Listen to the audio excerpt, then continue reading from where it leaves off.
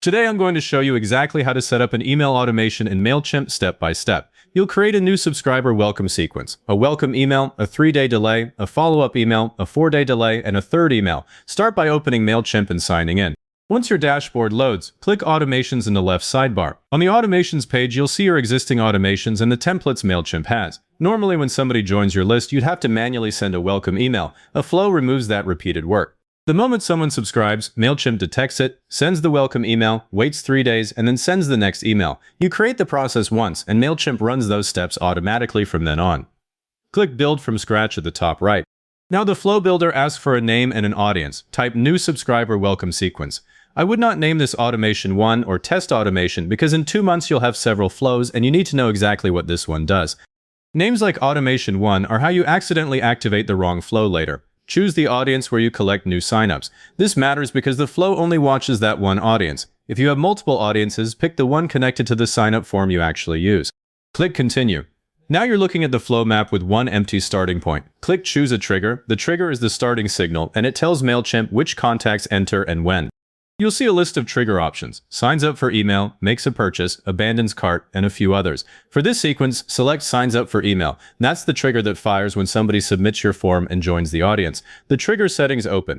Keep it set to new people who subscribe. I would not include imported contacts here because if you've uploaded an old list, those people could suddenly start receiving a welcome email 3 months late. That looks like spam. Save the trigger. Back on the map, you'll see the trigger box sitting there. Under it is a plus icon. Click that plus and choose Send Email. This is the first thing a new subscriber receives, so name it Welcome Email. Open the email action. Across the top, you'll see To, From, Subject, Schedule, and Tracking. Leave To set to the audience. Click From and check the name and reply to address. I always set the From name to the real business name people recognize when they signed up. Click Subject and type Welcome to our community. Keep the subject short and clear. Then open the email builder. In the email builder, type a simple greeting. Hi. Then the first name merge tag, then thanks for joining our community. Watch the merge tag carefully. If the first name merge tag is missing or spelled wrong, the email will show an ugly field code to the subscriber. That's one of the most common mistakes in a welcome email. Write one short paragraph telling them what they can expect from you and how often you'll send, then add a button block from the content panel. Enter Explore Our Website as the button text and paste your website address in the link field. Don't add 5 buttons here. One clear action gets more clicks than a row of choices. Save the email and close the builder. The flow map now shows the trigger connected to the welcome email. Next, click the plus icon after the welcome email. Choose Time Delay. Set the delay to 3 days. This spacing is not optional. If you send the second email immediately after the first, it feels like spam and the subscriber gets annoyed. A 3-day gap gives them time to open the first email and actually read it. After the delay, click plus again and choose Send Email. Name this one Getting Started Email. Open it and use the subject line, Here's how to get started. In the body, give them one useful thing, a setup guide, a link to your most popular resource, or a page for support. This email should educate, not sell. A new subscriber should feel helped, not pitched. Save this email. Now you'll add another delay. Click the plus after Getting Started Email, choose Time Delay and set 4 days. Then click plus again and choose Send Email. Name this Special Offer Email. Keep the subject line specific.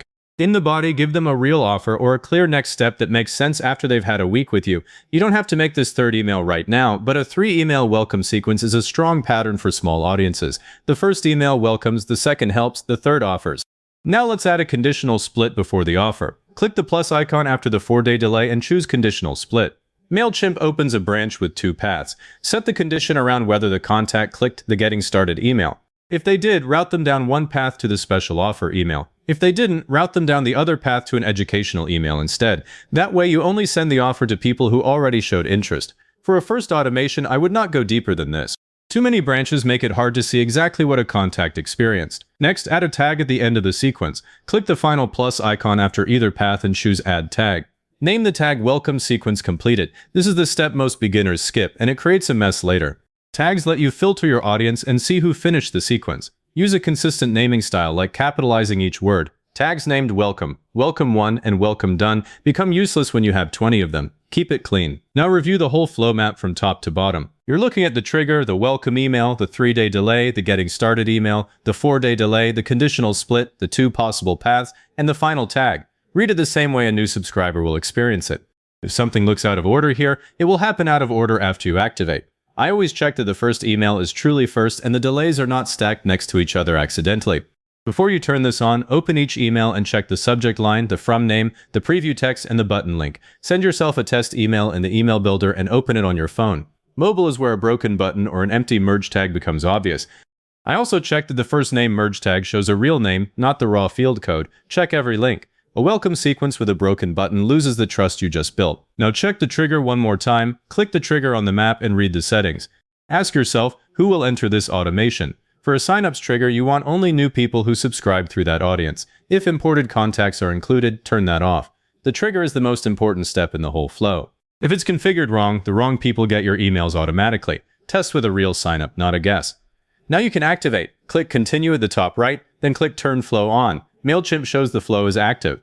It will not send anything to people who already subscribed before you turned it on. That's expected. From this point forward, any new person who signs up to that audience enters the sequence automatically.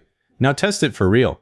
Open the sign-up form for the audience you chose, enter an email address you control, and submit. In the automations area, open the flow. Look for one contact in the flow, then check the welcome email in your inbox. Verify the subject line, the button link, and the first name merge tag. If the email doesn't arrive in a few minutes, check the trigger settings and make sure the flow is actually on. Don't wait for a real customer to report the problem before discovering it yourself. But then after a day or two, go back to automations and open this flow. Mailchimp shows contacts entered, emails sent, opens, clicks, and where people are in the sequence. Use those numbers to see if the sequence is doing what you intended. If the welcome email gets opened but the button gets no clicks, change the button text and test again. If people stop engaging after the second email, the content or timing is off. Don't judge the automation after 5 contacts. Give it enough volume and time. One thing that confuses people. Older tutorials mention classic automations or customer journey builder, but this newer system is marketing automation flows. If your Mailchimp dashboard doesn't match an older tutorial exactly, look for automations first, then build from scratch.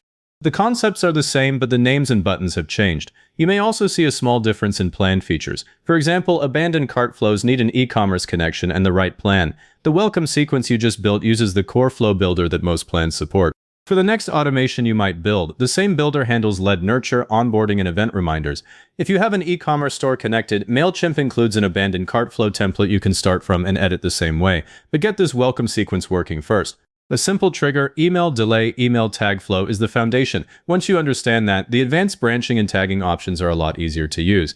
Don't have nation. If this gave you the steps you needed, give it a like and subscribe so more people find it, and leave a comment saying this was helpful. Comments are what push this to other people looking for the same thing.